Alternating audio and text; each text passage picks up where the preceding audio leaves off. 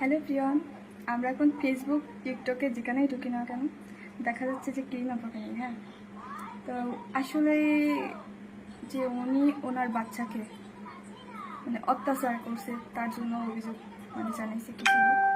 কিন্তু আসলে যারা মনে করেন যে অত্যাচার করে তারা কিন্তু অবশ্যই ক্যামেরার সামনে এসে অত্যাচার করে না, বুঝছেন? তো আমার মনে হয় যে উনি আসলে আর কি চলে কিংবা মানুষকে হাসানোর জন্য এটুকু করছে। কিন্তু আমিও দেখি ওনার ভিডিওগুলো, দেখে আমারও মাঝে মধ্যে খারাপ লাগে।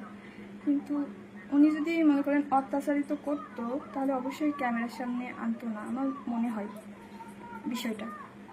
কিন্তু অভিযোগটা এনেছে যারা, তাদেরকে বলছি। আপনাদের কাছে কি মনে হয় গাইস, সেটা একটু কমেন্ট করে বললেন। আমার কাছে তো মনে হচ্ছে যদি উনি অত্যাচার করতো সত্যিই, তাহলে কিন্তু অবশ্যই ক্যামেরার সামনে এনে সবারই দেখাতো না, তাই না? তোমাদের মন্তব্যটা কি অবশ্যই কমেন্ট করে বলো।